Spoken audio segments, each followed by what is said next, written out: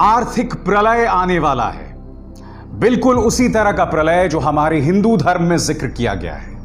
यह किसने कहा है मैं आपको कुछ देर बाद बताऊंगा, मगर उससे पहले एक बहुत अहम खबर जिस पर कहीं पर भी कोई चर्चा नहीं हो रही, पूरे मीडिया में एक तरह से खामोशी है।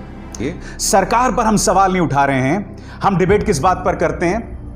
तबलीगी जमात के बहाने हम मुसलमानों को टारगेट कर रहे हैं। हम डिबेट किस बात पर करते हैं? हम पालघर पर डिबेट करते हैं, मगर यह सवाल नहीं उठाते कि पालघर में जो 2 लोग पकड़े गए हैं वो भारतीय जनता पार्टी से जुड़े हुए हैं। हम डिबेट इन तमाम मुद्दों पर करते हैं, मगर इस पर पूरी तरह से खामोशी है। आज फिर से मेरे 2 सवाल। देविंदर सिंह को हम गंभीरता से क्यों नहीं ले रहे, और यह सवाल मैं अरसे से उठा रहा हूं। और मुद्दा नंबर 2, तारिक अहमद मीर पर खामोशी क्यों? क्या सिर्फ इसलिए कि उसके ताल्लुक बीजेपी से हैं? खैर, अब हम बात करते हैं उस शख्स की जिसने यह कहा है कि आर्थिक प्रलय आने वाला है कोरोना संकट की वजह से। आपके स्क्रीन पर यह शख्स हैं अरविंद सुब्रमण्यम, मोदी सरकार के पूर्व चीफ इकोनॉमिक एडवाइजर, और उन्होंने क्या कहा है आपकी स्क्रीन पर मैं आपको पढ़ के सुनाना चाहूंगा। आर्थिक प्रलय आने वाला है, यह हिंदू धर्म के प्रलय जैसा होगा। अब हमें नकारात्मक विकास दर की तैयारी करनी होगी, नेगेटिव ग्रोथ। भारत जैसे विकासशील देश और अमेरिका जैसे विकसित देशों के लिए लॉकडाउन और आर्थिक गतिविधियों के मायने अलग हैं। आरबीआई ने बेशक दर कम करके लिक्विडिटी पैसा मुहैया करा दिया हो, मगर अब यह चुनौती है कि छोटे और मझोले उद्योगों तक पैसा कैसे पहुंचे। यह बात कोई और नहीं बल्कि प्रधानमंत्री नरेंद्र मोदी के फॉर्मर इकोनॉमिक एडवाइजर कह रहे हैं कि एक आर्थिक प्रलय आने वाला है, मगर अकॉर्डिंग टू मोदी सरकार ऑल इज वेल और किसी तरह की कोई समस्या नहीं है। मुझे हैरत होती है सरकार की प्राथमिकताएं क्या हैं दोस्तों। जी हां, एक ऐसे वक्त जब तमाम बड़े इकोनॉमिक पावर हाउसेस चेतावनी दे रहे हैं कि एक आर्थिक प्रलय की तरफ हम बढ़ रहे हैं, मोदी सरकार क्या कर रही है?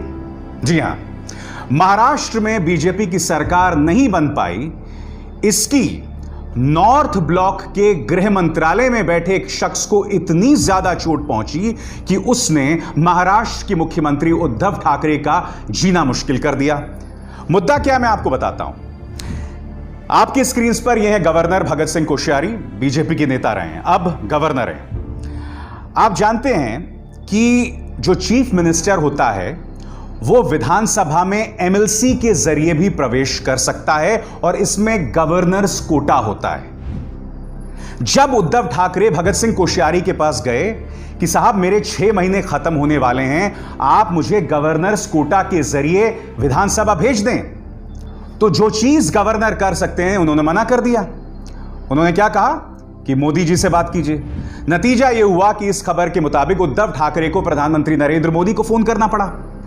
फिर प्रधानमंत्री नरेंद्र मोदी सक्रिय हुए क्योंकि वो जानते थे इस मुद्दे को वो ज्यादा नहीं खींच सकते। कहीं ना कहीं भगत सिंह कोश्यारी को कैबिनेट की सिफारिशों को मानना होता, महाराष्ट्र के कैबिनेट को। और फिर उन्होंने न जाने क्या कहा भगत सिंह कोश्यारी को। भगत सिंह कोश्यारी ने चुनाव आयोग से कहा कि आप जल्दी से चुनाव कराएं। जो चीज गवर्नर का विवेकाधिकार है उसके लिए कोश्यारी साहब ने आखिर ऐसा क्यों कहा कि आप मोदी जी से बात कीजिए। इसी कोरोना संकट के बीच तुमने एक और सरकार का तख्ता पलट कर दिया था, मध्य प्रदेश का।